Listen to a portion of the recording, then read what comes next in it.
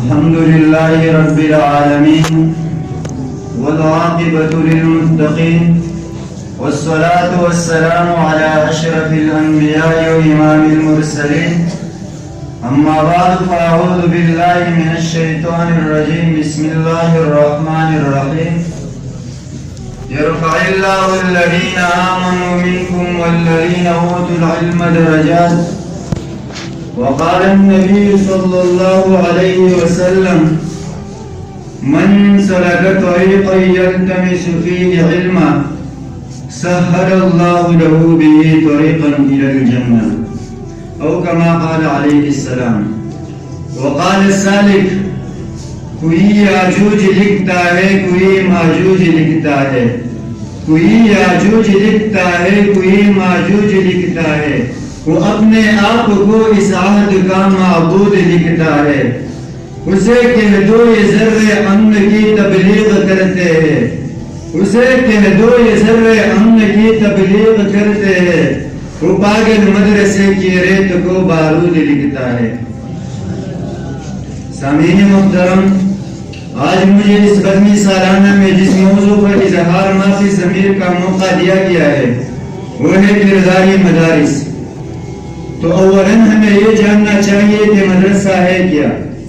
تو مدرسہ عربی کا لفظ میں مطلقاً تعلیم حاصل کرنے کی جگہ کو کہتے ہیں اور ہماری اصطلاح میں مدرسہ ہر اس جگہ کو کہا جاتا ہے جہاں پر قرآن و حدیث کی تعلیم دی جاتی ہے.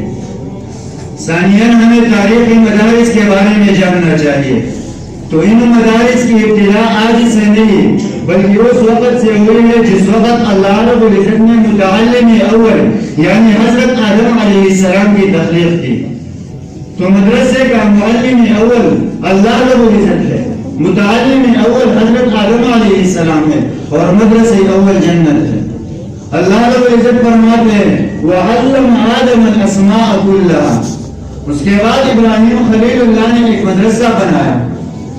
مدرسہ بنانے کے بعد اللہ رب العزت سے دعا کرتے ہیں ربنا وابعث فیہم رسولا منہم یتلو علیہم آیاتک ویعلمہم الکتاب والحکمہ.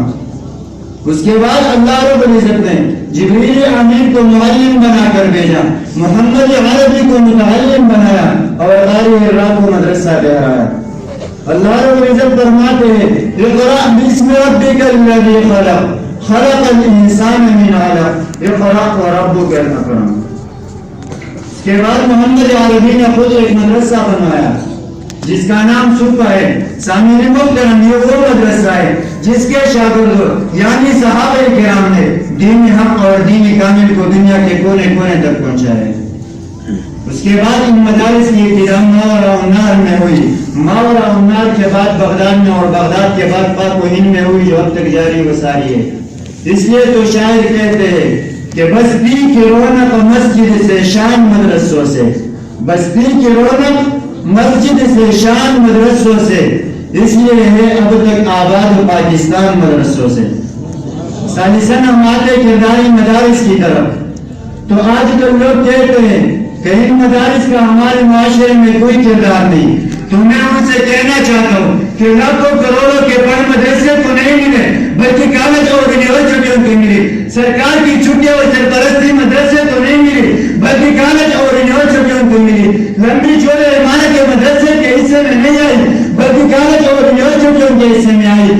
بین الاقوامی امداد مدرسے کو نہیں ملی بلکہ کالج اور یونیورسٹیوں کو ملی. باری باری مراعات اور تنخواہیں مدرسے میں پڑھانے والوں کو نہیں ملی بلکہ کالج اور یونیورسٹیوں میں پڑھانے والوں کو ملی. جب اتنا کچھ ہم کو ملا تو اس کا تقاضا تو ہوگا کہ میرا قوم کا ہر دوسرا نوجوان ڈاکٹر، ہر تیسرا نوجوان انجینئر اور ہر چھوٹا نوجوان گریجویٹ اور ماسٹر کی ڈگری لیا ہوا ہوتا.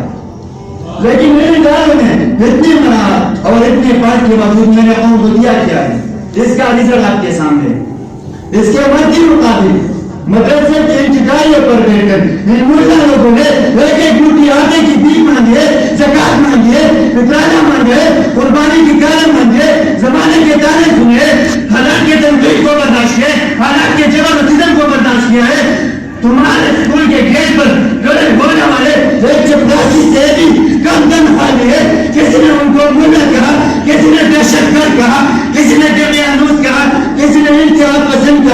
کسی نے پیٹ پھٹ